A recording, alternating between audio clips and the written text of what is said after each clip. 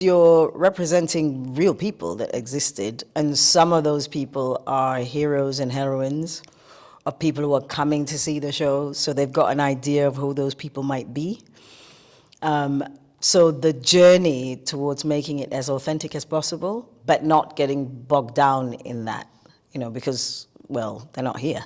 No. And we're representing them when they were quite, a few years before maybe people really knew who they became, and understanding that they had birthed something extraordinary that we're kind of beginning to see the results of, actually, in the world now, because Africa is suddenly coming into focus. And Pan-Africanism is a big thing now. People are beginning to recognize the importance of it. Because this is something that was quietly taking place in Manchester in 1945. Exactly. And, it's incredible to think that history happened right here. Yeah. Did you know much about this before you came to the play? Well, to be honest, I didn't really know in terms of the relationship with Manchester, but I knew about, because my parents, they were the generation after these people, and these were the people they emulated. They would speak about them and about that whole movement of Pan-Africanism and what it could mean. And of course, because around the 60s, this was when a lot of African countries were also being made independent. So there was a real movement happening. So it was very emotional to connect with this. And to be honest, I began to think about my parents. And in a way, I was dedicating my performance to them, thinking, oh my gosh, Mom and Dad, I get it. This is what you were talking about. This is what your dream was. And these were the people that you said were your mentors, the people who motivated you. When we see this on stage, a lot of people are going to think you're just going to see this Congress Hall. But it is way more than that, isn't it, Pamela? Yeah. Well, yeah, because what you tune into is these people, these human beings. You see them with all their flaws. And I think it's just a wonderful message, because it just shows that greatness is not about being some special being, that it's literally you having a passion for something, focusing on it and getting it done, but knowing that it's not a perfect process. The road is very rocky, because ultimately it's human beings and human beings interacting, also trying to discover who they are. So you get allies, people are falling out. Reactions to them, how they cope with it. Exactly. How they go about their daily life, lives as well. And the history of, for instance, me playing Amy Ashwood-Garvey, there's a lot of things people didn't know about her. She's a figure that's been invisible. I think so, and I think for you playing Amy, that again must feel like, you have that responsibility to show her in all her glory, because she has been sidelined, and yet she led the groundwork. Oh, huge. And when I was doing because when I thought, okay, I'm going to be playing her, as you said, perfect word. I was very aware of the responsibility, so I found it quite daunting. It was a bit scary. But then the great thing about her, which is so interesting, and this is what I discovered, was that a lot of black feminists are really bringing Amy Ashwood-Garvey into focus. Yeah, there is like a movement of young black feminists. Wow, it's taken a while though, hasn't it?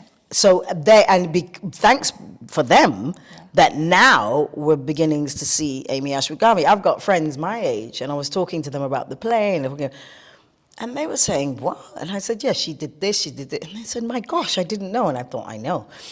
And this amazing book I read, and then ended up speaking to her, Dr. Nadia Swabi, who wrote a book about Amy. And black feminism, actually. It's a fantastic book because she approaches it from that very personal place. And when I met her for the research, she said, I can't wait to hear. And then she said, it was really interesting even deciding to do this, because the more I learned about Amy and all her chinks, she was saying, there were times when she was thinking, oh gosh, why? Why aren't you perfect? you're a woman I recognize. Oh man, I can even see myself in, why can't you just be? And then she said, and then as she was going through that process, then there was a delight in that. She thought, wow, how amazing that I can relate to this woman. And because of that, I feel motivated. It means I can do my bit and make a difference. And isn't that great, though, that this play, Liberation, actually focuses on those black women that were groundbreaking, because sometimes, like, they can be ignored for the male characters. Oh, completely. And I mean, that's very much her story, isn't it? Yeah. Is that because she was Marcus Garvey's first wife, 100%. That's the association, and she in her own right, people don't know what she achieved in her own right, and that actually a lot of what Marcus Garvey achieved was because of her. So it's wonderful that this begins to touch on that. I mean, it's only the beginning. I think she needs her own play. She needs her own film play. I hope loads of people start writing about her. I heard it here first. Yeah, Obviously. good, obviously. So get on with it, right you writers. To play it, so I've got the right woman to play it. Hilarious. So yeah. Talking about the play itself, what has the reaction been from the audiences then that have seen this? Because there'll be a range of audiences out there. Like you say, some people will know the story, some people will be the youth today. Yeah. What's that been like for you, Pamela? Whew, I mean, it's been a real gift. I can't believe the response. And it's consistent, you know, and even the nights when you get like the quieter audiences who are probably older, who are taking in the information, you can feel that they're so involved in the story. And I think what's really special about it is that you've got two very powerful elements. Okay, so you've got the Pan-African element, you've got the anti-racism, etc. And then you've got the Mancunian perspective. So there's people from Manchester coming to see this, and they're just in awe, going, this happened in our city? We didn't know that. And when they hear these references, you can feel them going, that's us. And just to play it at the Royal Exchange in Manchester is just incredible, right? It is, isn't it? Because you're literally bringing history to now. And so people are experiencing it, in a way, real time, because they're in the environment.